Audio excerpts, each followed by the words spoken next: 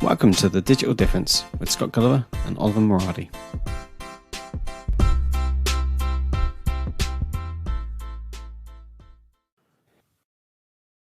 Hi everyone, welcome to episode 5 of the Digital Difference podcast with me, Scott Gulliver and Oliver Moradi. How you doing, Ollie? Yeah, I'm all good, Scott. Thank you very much. How are you this week? Doing all right, doing good, keeping busy. Although I've been plagued by hay fever this week, it's been a nightmare for me, to be honest. It's been a bit better today. It's been horrible weather, so I haven't been dragged outside as much. But yeah, it's making me feel pretty rough, I'll be honest. Yeah, well, at least it's not COVID, Scott. So Yeah, this is true. I mean, I'm a bit lucky. I'll take this. Yeah, it's all right. Yeah. So what are we talking about today, Ollie? Well, I feel like it'll be really important to talk about well-being, especially with the COVID-19 going around at the moment. Well-being is more important now, more than ever. So today I'm going to take 2 approaches with this. The first approach is going to be around the importance of well-being within the business. So well-being itself in a business. And then the second part is going to be more around how we can use digital to aid well-being and how it can help well-being within businesses. Nice. Yeah. I think, as you said, this is a hot topic right now, not only for the physical well-being of people, but I think companies are now taking a bit more of a look at just making sure that their workforce are kind of happy and have good well-being as well, and managing some of that. So yeah, it's a really exciting topic at the moment. Yeah, definitely. I mean, a lot of people are under a lot of pressure. So, I mean, now more than ever, like I said before, it's really, really important because obviously with people being at home and there's that level of anxiety going around. Yep. I think companies need to keep their people feeling happy and feeling motivated because otherwise, will crumble. And I think that we'll see, well, we'll go into a bit more detail as we talk through this podcast, but yeah, it's really, really important right now. Yeah, absolutely. Cool. So let's dive into it then. So your first point here is, what is well-being and why is it so important within a business? So do you want to kick us off with that? Absolutely. Well-being itself is basically about being in a place where you're comfortable and happy. So people talk about well-being and they usually think about mental well-being. It's not just about mental well-being. It's about physical. It's about how you are in your environment. It's about how you feel at the time, So it's all these things at once. Like you could be happy, but you might not be physically feeling great. Your knees might be giving in. Do you know what I mean? Yeah. Or like, you might be having back problems. That's all part of your well-being as well. So that's all part of something that needs to be taken into consideration when you're working within a business. So all these things accumulate to become part of well-being as a whole. So it is basically all about being comfortable and happy. When people think of well-being, it's not just about being negative. It's not just about negative things as well. It's also about positivity. I think people have the misinterpretation that when you say well-being, all of a sudden it's kind of that thing of, oh yeah, well, people might be feeling a bit depressed and a few people might be in pain as well. But well-being can also be really positive. Like you could be feeling great about yourself, could be feeling great in the moment, physically great, so it's all about it's not just about the negativity side of things, it's all about the positive side of things as well. And I think that's really key to remember. Yeah, that's really interesting actually, because as you say, I think when people mention the word well-being, you immediately jump to problem solving. It's that kind of, let's introduce, or introducing a program to benefit the organization, which of course it will do. But actually, I guess it's also about acknowledging the good and the positivity around the workforce. Absolutely, Scott. And there's this stigmatism around it as well about how it's a negative thing. Like every time that word comes up, people think, if you think mental health, for instance, we take the word mental health, the first thing you think is someone's depressed. And I think it's taking away from that thought process of saying mental health, depression, anxiety, things like that. Mental health can also be clear-minded, thinking positively, and being happy, being in control of yourself. These are all things that can be happy, and it's all things that come into well-being itself. So yeah, absolutely. It's taking away that stigmatism around it just being a word of negativity and having it associate with positivity as well. Yeah, sure. So I think within businesses, it's really important to recognize behavioral changes and be mindful of others in the situations. Within business, especially, this is like super important. Small businesses, I think it's easier because you work with a smaller team, so you kind of know other people and your situation. You're working with them every day. But within larger businesses and larger teams, it's a lot more difficult because obviously you're gonna have interaction with a lot more people, and some people might just stay on the sidelines. There might be quiet people, but you don't know what's going on. Yeah. So it's always recognizing these little changes in people and being mindful of the situation. And I think that's why it's really important to kind of see that within the business, because you won't know what's going on in that person's head. And these behavioral changes will also have an impact on business itself. So, I mean, these little changes within the business might be like something around performance, might be around concentration, things like that. It's always just good just to kind of keep a close eye on these things, and just, maybe take a glance or take a couple of minutes with a person every now and again, just to kind of understand who they are, and where they are at that time. So what I'd really say is get to know that person, really get to know your people within the company, get to know your people in the team. As a manager, engage as much as you can. And you always want your employees to engage with you as well. So encourage that level of communication between you and your employee, and get them to communicate with you back. It's so important within business. I mean, everybody says communication is really important within a business anyway, but I think this is more important in terms of it has a knock-on effect on so many different things. And like I said before, these things can be things like performance. Performance can take a hit massively when someone's not feeling great or their well-being isn't great. They might have bad self-esteem, which is obviously bad for the business. If they have bad self-esteem, or they've got some sort of physical issue, or they've got some sort of mental issue that's taking their concentration away, straight away you're going to see a dip in performance because they're not going to be fully engaged on what they're doing. So you can see the performance that's going to be taken out of that. So, making the wellness of your employees priority is the first thing, because that has a knock-on effect on how they perform. And in the end of the day, from a business perspective, you want all of your workers, all of your employees to perform at 100%. Yeah. It's kind of taking on that slogan of be the best you can be, and to be the best you can be, you need to enable your employees to do that. By doing that, you need to support them. Yeah, that makes sense. Efficiency can take a huge hit as well. Obviously, performance and efficiency come hand in hand in a sense. I mean, people who have physical issues and mental issues, they will always take a hit, and you will always see efficiency take a hit in that sense, because people are going to obviously take time off work if they're not feeling great. When they're, like I said before, they're not going to be engaged in their work. Their mental health, even though they might not want it to be, or their physical health, even though they might not want it to be, it will take priority and it will take over. And then your employee won't be as efficient as you want them to be, or as you need them to be. So, it's always keeping them as efficient as possible.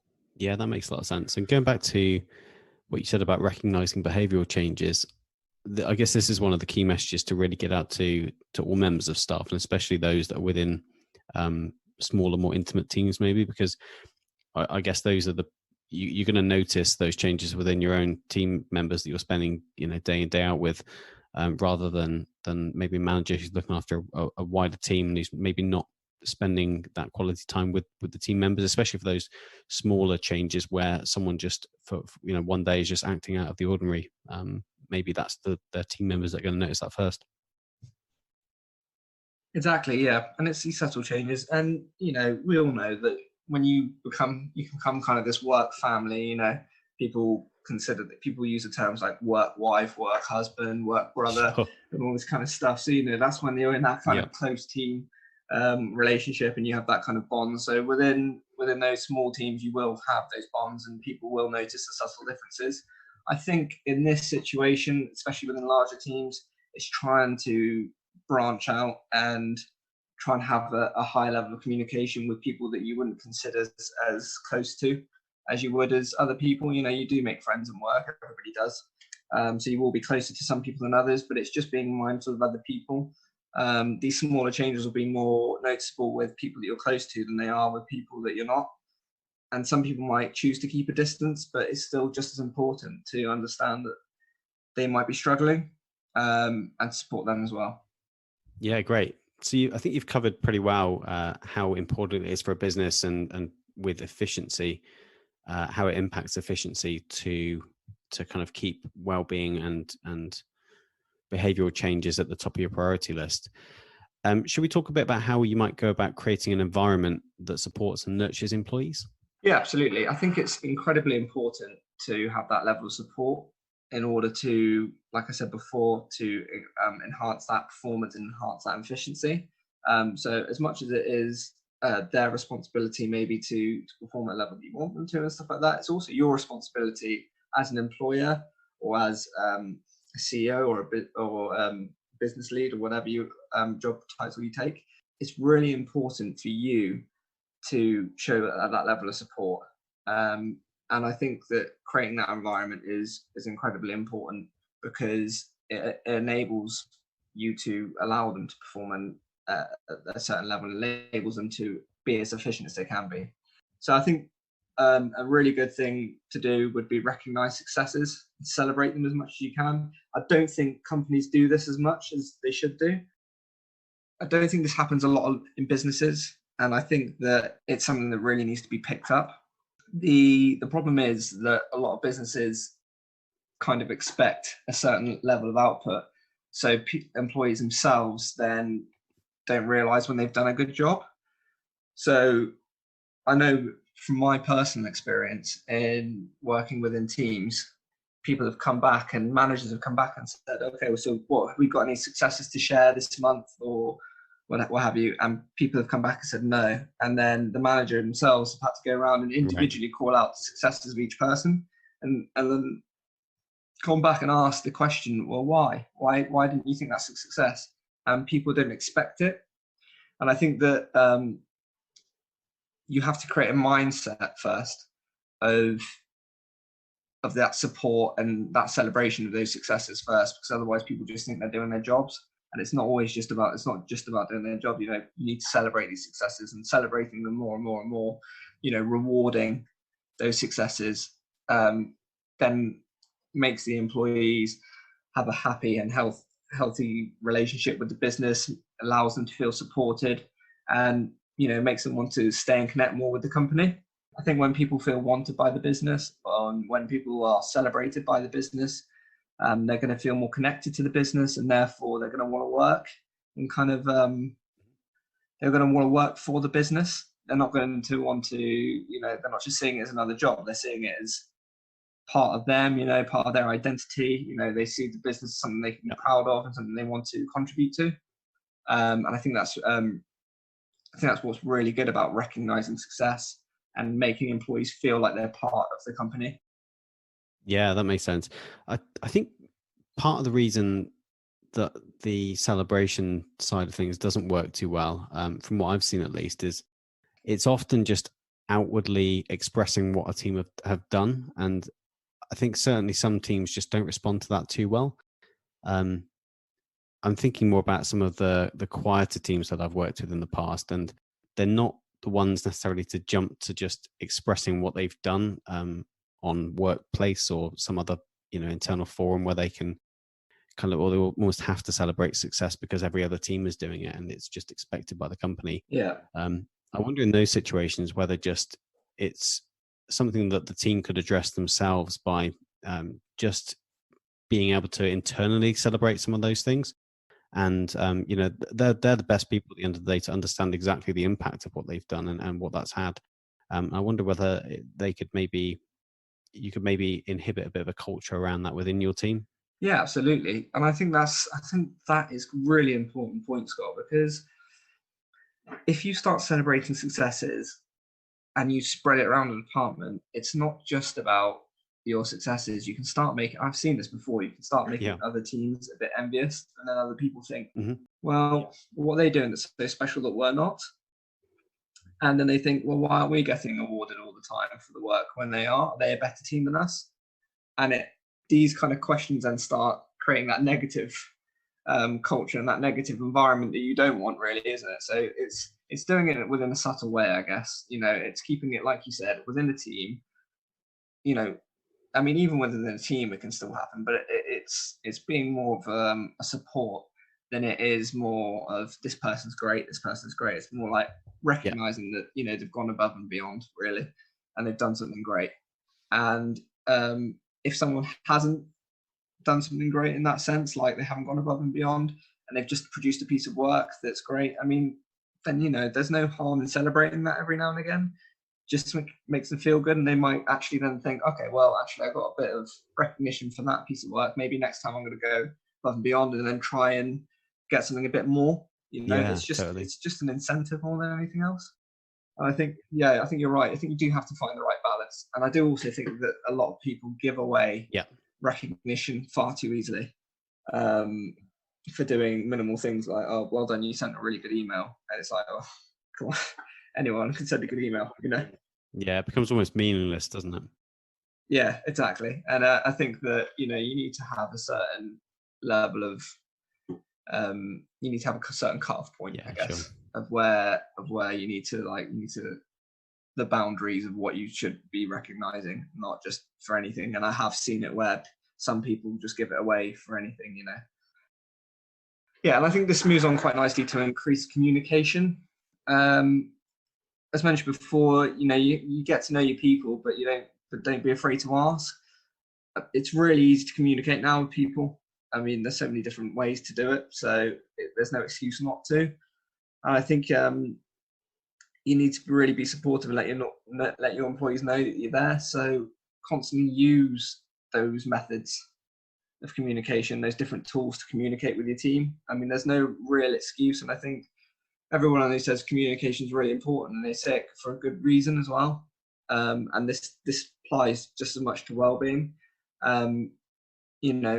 Talk to your members, ask them how they're feeling. Are there any problems? What can you do? Be that support function, and let them know that you're there. What can you do to support them? What can you do to make them feel good? Yeah, you're absolutely right with the tools these days. And with working from home, I've worked with a couple of fully remote teams now. And the one thing that you do lose is as soon as people are almost out of sight and you're not in an office with them every day, the communication can get lost a little bit. And especially when it's not just down to the tasks at hand. So yeah, it's really important to keep that up, especially with people working remotely.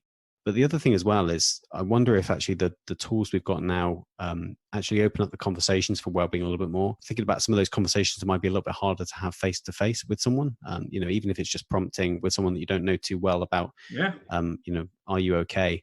That type of thing in the right situation, of course, might be easier to just give over a chat tool, for example. Absolutely, Scott. Yeah, I mean, people aren't comfortable speaking face to face. Then one of your big issues might be you might feel really insecure. So why would you ever want to? And when you had that chance, when people were able to do that face to face, and they didn't take it, they may not have taken it for a reason. So it's also encouraging them to use what they can to express themselves and to kind of pull them towards you and kind of allow them to give them that freedom to speak to you and give them that freedom through the communication tools to speak to you. I think it's really important that we have that sort of communication technology out there, and it should be used. Yeah, and we should encourage to use it as well. Moving on to my next point, I think flexibility is key in these situations. I think flexibility is key for wellbeing itself. We have gone past the day of using that standard 9 to 5 working, I think. I don't think it's important anymore. There are loads of tools that support, loads of software tools, that's hardware as well, that supports you to work for whenever you want to. You don't need to just work within a certain amount of time. And flexibility isn't just about time either. It's about your location. It's about your accountable freedom as well at work. It's not just about being micromanaged anymore. You have the tools there to allow you to be a bit free within your role. And I think that if you're allowed to work in the way that you want to work, this will help you keep your morale high. And, all of these points, I think, will end up just giving you a decent work-life balance. And I think that's really important for your well-being. work-life balance is incredibly important. I've seen too many people who delve into their work and they come out far too stressed and far too overstretched, and it can cause some serious damage. And I think that just as much as it is, you want someone to be productive, you don't want them to overwork and burn out. And it's really important as a manager or as someone within a position of power to encourage your employees or anybody that you know to actually have that decent work-life balance, because otherwise they're not going to be any good when they burn out and when they can't do anything anymore. Yeah, it is pretty difficult at times facilitating larger teams when everyone can have kind of flexibility of time and how they do things and when they do things. But as you said, there's a lot of tools that actually help facilitate this now anyway, and help us work this out. So there's just no reason certainly in a company that's set up around modern practices and techniques that they shouldn't be leveraging a lot of this. Yeah, absolutely. So that kind of moves me on to my next point, which is how to encourage workplace wellness goals. I think as a leader, you need to encourage balance by getting employees to focus on one task at a time. Multitasking is not good because it just causes stress and reduces productivity. And that's been shown by a lot of research as well. You can see at work. I mean, I've seen at work quite a lot of times where people think that they can do everything at once. So they're on the phone, they're chatting to someone while they're sending emails, and that's where obviously mistakes can be made. That causes increased stress and increases anxiety, and it just snowballs, a bit like a butterfly effect, I guess, and it just becomes worse and worse and worse. And then before you know it, you're overly stressed and you're overly stretched trying to fix a problem when that could have been resolved easily by just focusing on one task at a time. And maybe that comes from increased demand and increased pressure from the job.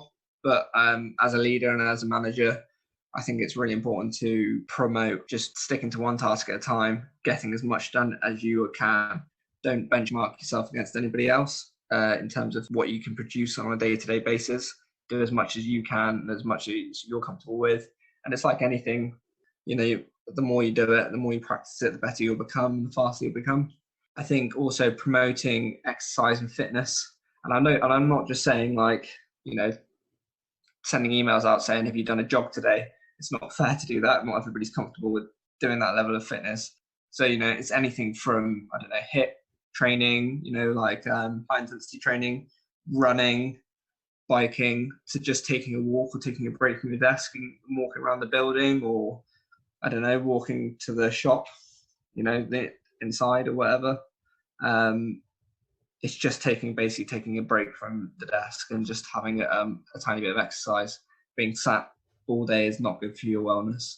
It's not good for your physical well-being. It's not good for your mental well-being. So, it's really, really important to kind of promote getting that physical exercise in when you can. Like I said, I just want to reiterate that when I say physical exercise, I don't mean going out, making you go out and do jogs or weight train or anything like that. Sure. It just means a simple walk if you need to, whatever you're comfortable with. I think we're seeing this more and more, aren't we? That companies are taking active interest in the health and fitness of their employees. I think, as you've said, it's sometimes important not to to force that on a workforce that might not want it. But it's all about providing opportunity, isn't it? You're likely to be in your role for 40 plus hours a week, and it's about giving a chance for your employees to spend some of that time making healthier choices. Yeah, absolutely. And I want to focus on that word encourage, because it doesn't mean force. Yeah. It doesn't mean make. It does mean encourage. It does mean give them the opportunity, enable them to, but don't force it upon them. Yeah. And that's the key word there, is encourage. I think, and that moving on to that kind of stuff then, Scott, it's also like healthy eating initiatives as well. Like you're saying before, companies started to introduce it more often. And I've seen obviously a massive uptake of companies in the last couple of years focusing on having a wellness goals and wellness initiatives as well. Yeah. So having these sort of like healthy eating initiatives, physical initiatives, these are all things that are coming in a lot now. A lot of companies now support things like yoga, meditation, just to kind of keep you calm, keep their employees feeling good, and allowing them to take breaks. I mean, back when I first started working, it used to be 2 15-minute breaks and you'd sit down and have a drink. And, you know, maybe that's not actually too bad of an idea anymore. And I know that now, not a lot of time, as you progress, I don't know, through your career, these sort of breaks kind of disappear. I don't know whether it is there for you, Scott, still, but I mean, I can't remember the last time I took a 15-minute break, scheduled 15-minute break. Can you? No, just too busy. Exactly. And I remember I used to have 2 15-minute breaks Yeah. a day that I used to schedule and go and take a drink. And maybe that did take that edge off the day. But that seems to have disappeared as I progress in my career. And maybe it's something that is important and companies just started to recognize that. So, you know, just these little initiatives, just practicing those little initiatives and trying to encourage people to do these things, it just creates a good wellbeing culture, I guess. Yeah, and for creative roles as well, actually taking those breaks and just coming away from the problems sometimes and just walking around the block can actually be a pretty good way of stepping away and stepping back and actually finding some new solutions sometimes. So it can actually really help productivity rather than being, you know, what some would see as just time away from the task. Definitely. Like you and I both know, we've been, I don't know, creating something or making something. We've been sitting there for hours doing something, and then like all of a sudden you've maybe taken the night off. You've gone, you know what, I'm done for the day. You've taken the day away, or you've even just gone out, like you said, gone out for a walk or gone out for lunch, and you're sitting there and being away from it, and then coming back to it. You know, you might not, even if you just switch off for an hour and you come back to it and you have a look and you think, oh, why have I done something like? Why have I done it like this? You know, it's so obvious that I could have just done it this way. And it's because you're sometimes just too into the detail. Yeah, totally. And I think that you know, I said it before, allowing flexibility. I'm gonna go back to this again because I think it's also really important to incorporate this and have this as well as part of your well-being goal within the business, is to give everybody that sort of flexibility. I think that the more you encourage people to work in a way that they want to work, the happier they'll be and the more willing they'll be to work.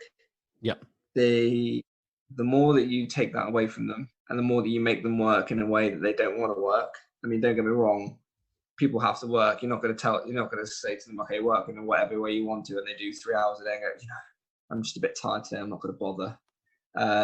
There has to be a certain limit, but they know the rules and they know the limits of what they're expected from the output. So as long as they can work within those sort of like rules and make it work for them, I think that flexibility should always happen. And I think that flexibility comes in all forms, like what hours they should work. So, you know, instead of doing a 9 to 5 like everybody else does, some people might have kids at home. So, you know, it might be easier for them to do, I don't know, 7 till 3, or some people might have, like I said, have to go for the school run. So they might want to do 7 till 8 and then take their kids to school for 9 and then pick it up from 9:30 and then go back until 3 and then, you know, pick up for another couple of hours in the evening. These aren't big issues, I don't think. I think that people should be able to work in whatever way possible to kind of fit around that. And I could go back to that work-life balance to fit around that home life as well, and have that balance between work and life. And I think that practicing agile methodology really helps this. Working with an agile way. We've spoken about agile a couple of times before, Scott, in a couple of our previous podcasts, but working with an agile way just allows you to have a bit more flexibility and a bit more freedom. And it gives you that time to set small goals and to finish small tasks within a certain sprint, and it just makes everything a bit easier. And I think this moves us on to my next point then, and it's how digital can aid well-being within a company. So I kind of want to speak around how digital now can help well-being. I mean, with the first half we spoke about well-being within a company and how it's really important. And this being a digital podcast, I want to kind of delve into how digital can aid being within a company. So I think the first point is a large amount of software now is dedicated to well-being, especially since it's really come into the spotlight in the last couple of years. I mean, obviously with mental health picking up a lot of traction, and it's picking up, you know, people have started to take it more seriously now within society. Obviously, with that, a lot of tech would have come out with that to help these people. People would have jumped on it, and that's a really good thing. So, you know, there is so many different apps you can use. There's a lot of companies that are now creating and using in-house digital solutions to help that. So it's really important. And I think it's great that people are using it. It can make it really easy for employees to reach out for help. And then I think you touched on this before, Scott, when you with the communication side of things, not everybody is comfortable doing something face-to-face, especially, and you mentioned earlier about having a chat bot that, or a chat app that you can use to talk to someone else over. That's a prime example, actually, of where it makes it easy for employees to reach out, makes them feel comfortable to reach out. And that's all part of well-being as well. You want to make someone feel comfortable that they can speak to somebody. And face-to-face might not allow them to do that, or they might not feel comfortable doing that. So, it can really make it easier for people to reach out. Not all employees, like I said before, are comfortable. So, just make it quick and easy to use. Actually, I think as well, having some sort of anonymous feedback system in place for the company might be a good thing here. And that might not just extend to people giving anonymous feedback on how they're feeling, but it might actually be a good route for them to maybe address some of the things that are making them feel not so content with their work. And it's all those things that kind of feed into well-being as well. But having some kind of anonymous system might allow people just to be a bit more honest and open about those things. Even having just a team that's dedicated to well-being or dedicated to chatting to somebody, you can just sign into that chat box. You don't need to tell them your name, you don't need to tell them who you are. Yeah. You just need to, it's just someone to talk to. And I think that, having so many different digital solutions out there now, it makes it easier for someone to choose a path that's right for them. Sure. And, it's not always face-to-face that's the correct path for everybody. And that's what's traditionally been around. Kind of going to see somebody to talk about it, like a counselling session or group counselling. I mean, I don't know. For me, I would find group counselling quite daunting, whereas other people might find it really good. So, it's for whoever it is for the person. I think digital just gives you that extra channel to go down and explore. You can see it at the moment with Google. They've put a massive amount of effort into. I mean, I think you've got a Google phone, Scott, and I do as well, actually. They've put a massive amount of effort into their wellbeing app and into their digital wellbeing. So it's constantly monitoring how much you're using your device, and giving you little tips about when to shut things off and stuff like that. And we're going to go into digital wellbeing a bit later on, but especially with the digital wellbeing apps. But I mean, that's just a prime example of what that kind of technology can do now. It can monitor kind of your life and how you live it within the digital space and give you tips and help you out there. I think that's really important. Yeah, I think Google's done some great work actually in their wellbeing app. Apple does a pretty similar thing with things like screen time and their wellbeing package as well. I wonder how much it translates to the workplace. Actually, I hadn't really considered that. And certainly screen time, obviously, where we're measuring how much we're in front of our computers is pretty interesting in a work scenario. A lot of these tools, though, actually, I wonder if they'd be pretty easy to promote with all the channels we have available to us to communicate within the company. It'd be pretty easy for a team to make other people aware of this technologies as well. A lot of this lives on people's phones already these days, but people just aren't aware it's there, or even on their computers as well. And having just people make other people aware when they come into contact with good apps and bits of software is pretty crucial here. For larger organizations as well, IT teams could potentially make this stuff just available by default by rolling it out to corporate devices as well, and just make it there and ready and available as an option for people to use. Yep, completely agree with that, Scott. And I think that I'm going to go into a bit further on, but I think that that you can incorporate this into businesses.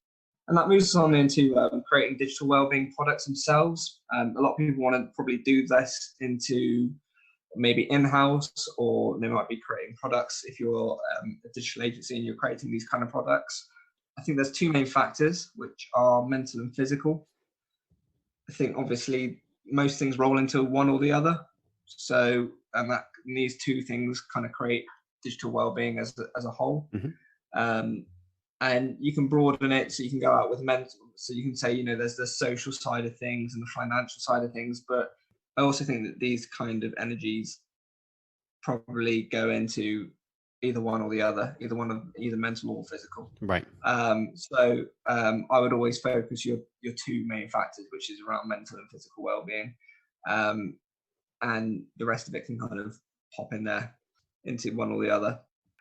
You need to make the app easy to use, create bite-sized pieces of content. I don't think that going out and creating something that's going to be 10 minutes for someone to complete, I don't think that content's going to be good for anybody. I think people want this content as a quick relief and a quick stress reliever. You know, they don't want to sit there and spend an hour doing one thing. People's concentration levels tend to switch off quite a lot. So it's all about making those sort of quick bite-sized pieces of content that people can just log into. You know, if they're feeling, I don't know, stressed, it's stressed within their role at the current time. You know, it's kind of, you can have that section of stress in your job, or your job and stress, and then maybe have different pieces of content within that, kind of 2-minute videos or a little game or a 2-minute podcast, piece of music or whatever, just to calm you down. And I think that's really important to make it quick and easy to access this kind of content. Yeah, and even beyond content, I think having things that are quick to access and use are important in any type of the software. I'm thinking, for example, so there's quite a lot of teams I've worked in where they've rolled out software to track people at the end of a week and basically capture how their work week has been, what improvements they can make, how their general kind of state of well-being has been. And when those systems aren't done well, and then when they take a lot of laborious time to go and access and use and fill out, people just won't do it. So having things that are quick and easy for people to access when they need it and use when they want to capture stuff and access content is pretty crucial for the ongoing success of it. Yeah, and I think that you want to also create your products to be flexible around the user themselves. So you know, you don't want the app to be forceful. Like I've mentioned this before as well, but you know, you want that app itself to be built around the user to make it easy for them to use. You know, gentle reminders to check in and take time out are good, but they shouldn't be forced. They should just be prompts. And again, it's going back to that word of encouraging, not forcing, not making, but just encouraging them to come in and use the app. And, you know, pick up and leave whenever you want to, use it whenever you want to. Follow, I don't know, if you've created a certain path within your app, for instance, that delves into a certain type of stress, maybe, like I said, stress at work or sleep patterns or something like that, or meditation. You know, allow the user to go in, use it, pick up, leave whenever they want. You know, they shouldn't have to feel guilty that they haven't finished that section, or, you know, they shouldn't be monitored or tracked. It's just, you know, something quick and easy, and encouraged, you know, to leave when they want to feel comfortable to leave it, and pick it up when they want to pick it up. Makes sense. This brings me on to our next point, and I think this is really crucial, and that's keep it simple. If you think about this, these pieces of technology, they're not going to be just used by a certain age range, they're going to be used by everybody. And when you're creating an app to be used by everybody, it needs to be as simple as possible. You need to make it really, really simple so everybody can use this app, and it's not going to be difficult, and they're not going to actually get stressed trying to use the app, because that's kind of counterproductive. I think also it's very important to hire a professional in these situations. I don't think that you can go in and create a wellbeing app and think that you've got all the knowledge to create it when you're not really qualified in that area. So using a lot of these apps are actually created by psychologists or people who have worked in the field for many years. So my advice would be to go and get that advice and that input from professionals. You don't want to be going out and giving people the wrong advice, especially with a subject that's so delicate like this. So you really want to be careful with what you're using. So it's always, I think you always need to know exactly what kind of techniques are good, what kind of techniques are bad. And, you know, if you're not a professional or you're not trained in this situation, definitely hire a professional. Yeah, I guess there's real scope to do some damage here if you're not careful. I think that's the case with any sort of psychology or even sort of any advice on physical well-being. I mean, not everybody can do high intensity workouts, and if you're just, that's all you've got on your app is, oh yeah, well, run for 30 minutes. Not everybody's in the physical shape, but they may feel like they have to. Sure. And it can obviously put people into a certain situations which you don't want to put them into. So I think keeping it very broad and making the app accessible for everybody is probably the best way forward. And to do that, you definitely need the advice from professionals. So I think the app also needs to factor in digital well-being as well. Make sure that the app allows time away from the screen, uses things like bright colors, good light balance, maybe uses sounds as well. So just basically keeps you away from using the digital side of things, like the actual looking at the screen and using the digital device itself, and taking into account digital well-being. Yeah, design and UX is pretty important to focus on here, I think, isn't it? As you've said, you don't want to introduce a frustrating experience in a place where we're supposed to be helping the well-being of people, or even just introducing things like design that's pretty stress-inducing. Absolutely. I think that moves us nicely on to my last point, which is managing digital well-being within a company. Okay. And we've kind of already picked up on most of this, to be honest with you. So I'm just going to kind of go back over it again. And that's kind of my first point here is limiting time used on a device. And again, we literally just spoken about this, but it applies to screen time itself. Avoiding the eye strain that you're going to use when you're looking at a computer or you're looking at your phone all the time. Another thing actually is social media tools. A lot of research has gone into it that work social media tools, that people have a lot of these kind of things at work, like Yammer and Teams. These things can cause anxiety and depression when somebody's so wrapped up within the social media side of things. So it's kind of taking a break and having an app that tells you to stay away from that. That doesn't tell you, again, going against my own advice there, encourages you, use that word there, encourages you to stay away from kind of the social media tools. Yeah. And encourage you to take away time from the screen and take time away from sort of different apps as well. There's also a lot of AI out there. We spoke about it before, but Google use it to track usage and feedback regularly to different employees. I think that's really, really important that the AI can give you like feedback onto what you do, because it kind of sums up your day. And you can go back, and I know I have before. I use a Google phone, and I've looked at my phone. I've been 4 hours on Google Chrome, for instance. I've just been thinking, what have I done for 4 hours on Google Chrome in my day? And it kind of makes it a realization of how much you actually just sit there and stare at your phone.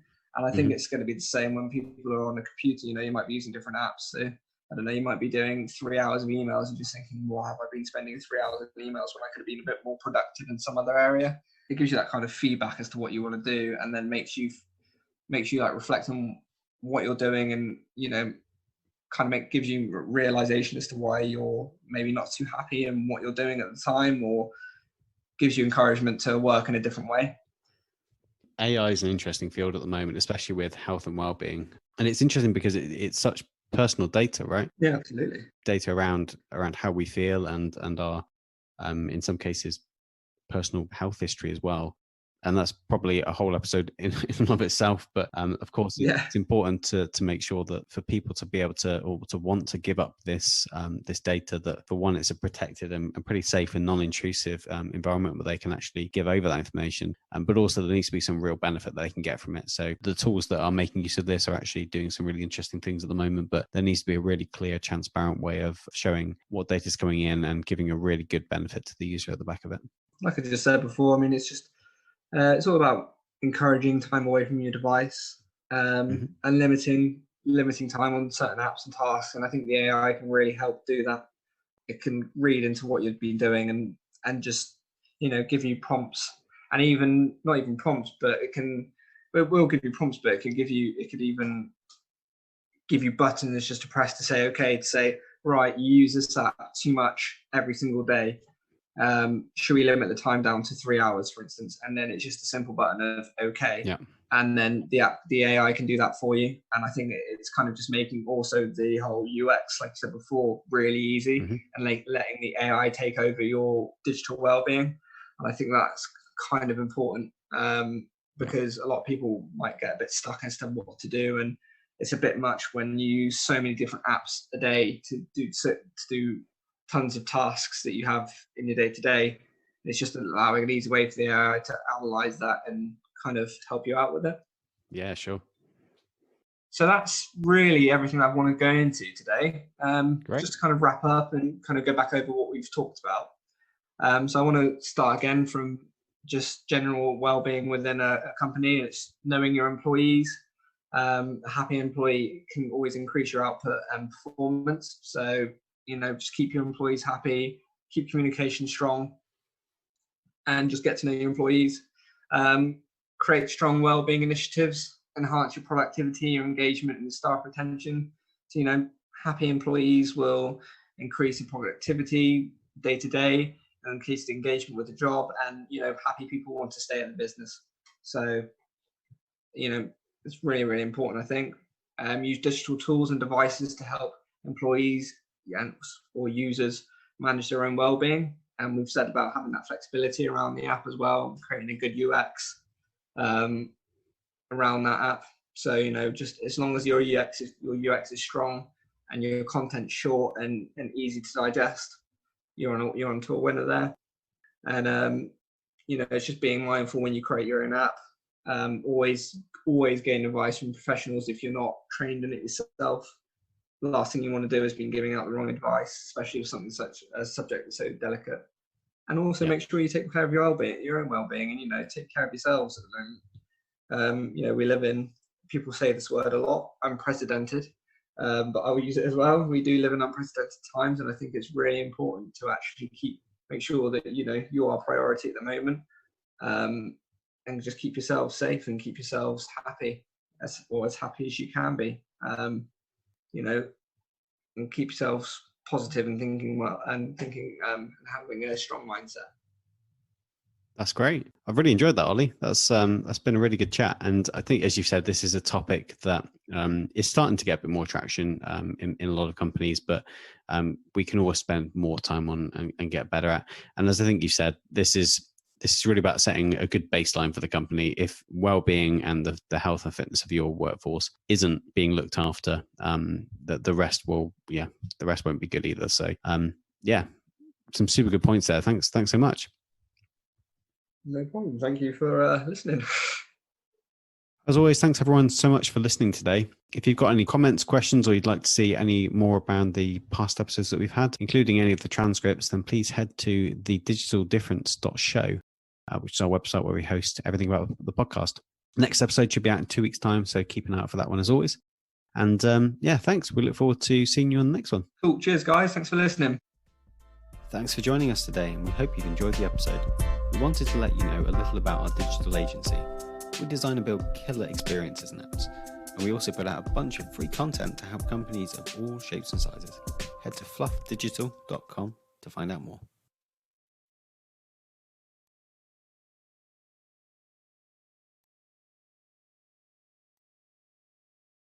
Thanks so much for listening. Be sure to keep a lookout for the next episode real soon.